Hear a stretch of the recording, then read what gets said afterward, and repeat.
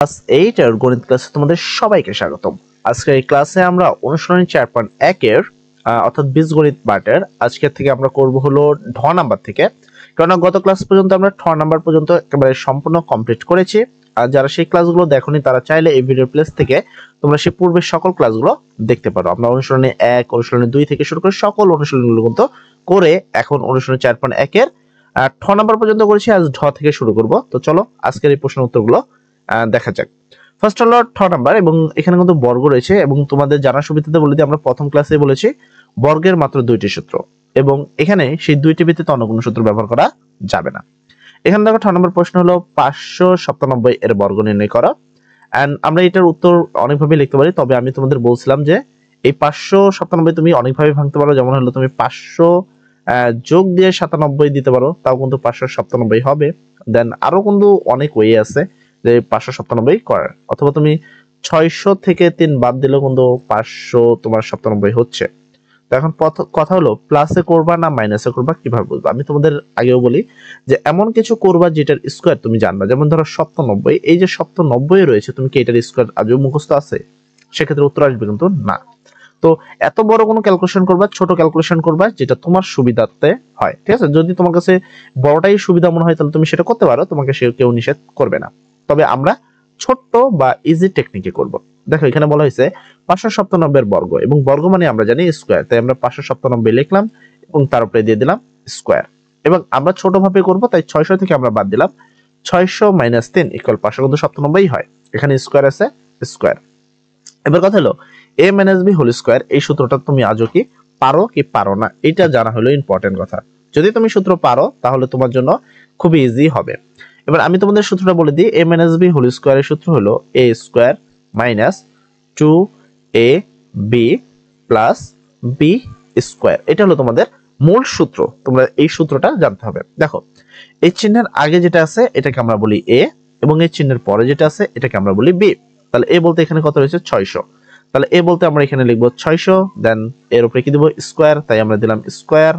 এখানে তারপর কি মাইনাস, এই যে মাইনাস, তারপর কি সূত্রের 2, এই যে সূত্রের 2, তারপর a বলতে চিহ্নের আগে কি 600 আছে, এই যে 600 a। তারপর b বলতে চিহ্নের পরে কত আছে? 3, এই যে চিহ্নের পরে আছে 3, তার মানে b। তাহলে 2ab প্লাস এই যে প্লাস এই যে প্লাস b স্কয়ার, b বলতে চিহ্নের পরে 3 আছে, তাই 3 তারপরে স্কয়ার। এবার 6 এর উপরে স্কয়ার দিলে 6 এর উপরে হয় 6 6 36, তাই এখানে 36। এখানে তুমি যদি খেয়াল করো এখানে দুইটা শূন্য রয়েছে, অর্থাৎ 2 এর উপরে যদি স্কয়ার দিই 2 দুগুণা হয় 4, তার মানে দুইটা স্কয়ারের জায়গা হবে 4টা স্কয়ার। 4টা শূন্য মানে দুইটা শূন্য জায়গা হবে 4টা শূন্য, মাইনাস চিহ্ন আছে মাইনাস। এখানে তোমাকে সংখ্যা সংখ্যা আগে গুণ করতে হবে 3 দ্বারা, এই 4 মানে 2 দ্বারা আগে এই 6, 6 দুগুণা 12, 12 আবার এই 3, 3 12 36 এলো 36। দুইটা শূন্য আছে তাই এখানে দুইটা শূন্য। এখানে একটা শূন্য দেখো বেশি রয়েছে, এটা মিসিং মিস্টেক, মানে টাইপিং মিস্টেক হয়ে গেছে হয়তো আমার। প্লাস চিহ্ন আছে, প্লাস 3 এর উপরে স্কয়ার দিলে হয় 3 3 9। এবার তুমি এগুলোকে যোগ করবা, নরমাল ভাবে তোমরা আশা করি সবাই যোগ করতে পারো। তো এখানে দেখো এখানে 36,000 এর সাথে এই যে এটার সাথে এটা যোগ আকারে আছে, তাই এটা আর এটাকে যোগ করা হয়েছে।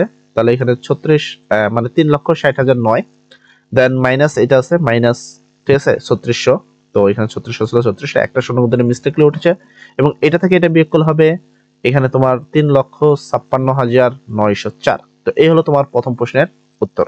আশা করি তুমি প্রশ্নের উত্তরটি বুঝতে পেরেছো, এবং বুঝতে পারলে কমেন্ট সেকশনে লিখে দাও থ্যাংক ইউ ভাইয়া, এবং বুঝতে কোনো সমস্যা থাকলে লেখো প্রবলেম ভাইয়া। সেক্ষেত্রে আমরা ওই প্রবলেমটি আরো একবার সমস্যার সমাধান করে দিব। পরবর্তী প্রশ্ন হলো ঢ নাম্বার, যেখানে a - b plus c whole এইটার করতে হবে বর্গ। দেন অবশ্যই তার জন্য তোমাকে জানতে হবে সূত্র। তুমি যদি অ্যাকুরেট ভাবে সূত্র না জানো তাহলে কিন্তু এই সব অঙ্ক তুমি করতে তোমার একটু প্রবলেম হতে পারে। দেন এখানে যেটা ছিল আমরা সেটার উপরে স্কয়ার দিয়ে দিব a - b প্লাস এই বর্গ মানে হলো স্কয়ার। দেন আমরা সূত্র কিন্তু শিখেছি এইমাত্র, আমি তোমাকে যেমনটা এই পাশে সূত্র দেখালাম যে a - b হোল স্কয়ারের সূত্র হলো a square minus 2ab plus b square.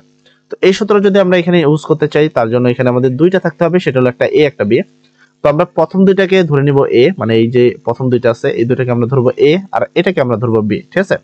সেই অনুসারে সূত্র করব। তাই দেখো আমরা এই দুইটাকে এখানে জয়েন করলাম, মানে a ধরার জন্য a, দেন প্লাস c আছে প্লাস c, তাহলে a plus b whole square, এটা সূত্র। তাহলে প্লাসের সূত্র আমরা জানি a স্কয়ার, প্লাসের সূত্র কি a square plus 2ab plus b square. তোমার সূত্রটা তুমি অ্যাকুরেট ভাবে লিখে নিবা।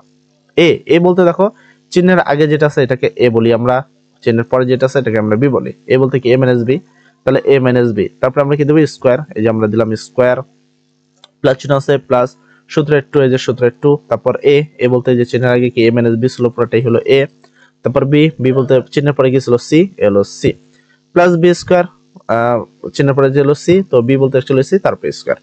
এবার তুমি যদি খেয়াল করো a minus b whole square, এটা সরাসরি একটা সূত্রই পড়ে যাচ্ছে, তো এটা সমান সমান আমরা এখানে সূত্রটাই লিখে দিয়েছি, a minus b whole square সমান হলো a square minus 2ab plus b square, যে সূত্র আছে সেই সূত্রটা, প্লাস চিহ্ন আছে প্লাস, দেন এখানে দেখো 2, এখানে a আর এখানে c গুণ করলে কি হয় 2ac, এই যে 2ac, মাইনাস চিহ্ন আছে তাই মাইনাস, ঠিক আছে।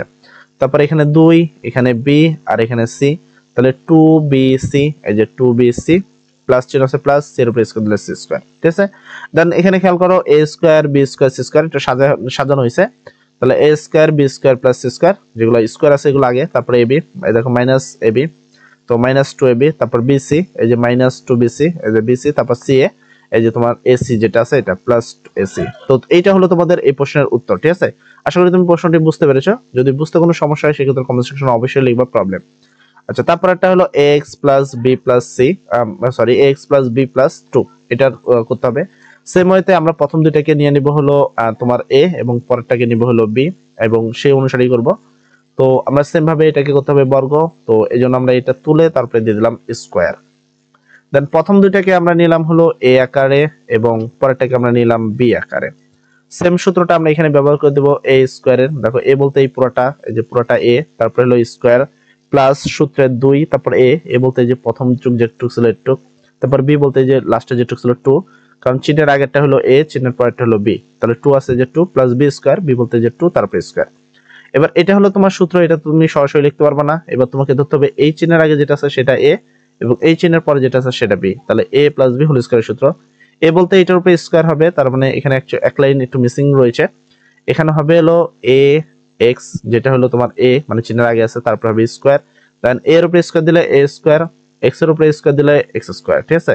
তারপর প্লাস সূত্রের 2, তারপর a বলতে হলো ax আর b বলতে হলো b, তার মানে 2ab x plus b square, b বলতে হলো b এর উপরে b আছে, তো এখানে b স্কয়ার, প্লাস চিহ্ন আছে প্লাস, দেন এইটার সাথে তোমাকে এটা গুণ করতে হবে এবং এটার সাথে এটা, মানে 2 দুগুণা 4, এই 4 কে যদি আমি a এর সাথে করি তাহলে 4ax, এই 4ax প্লাস চিহ্ন আছে তাই প্লাস, তাহলে 2 দুগুণা 4 আর এখানে b আছে, তাহলে 4b প্লাস চিহ্ন আছে প্লাস, 2 এর উপরে স্কয়ার দিলে 2 দুগুণা 4, ঠিক আছে।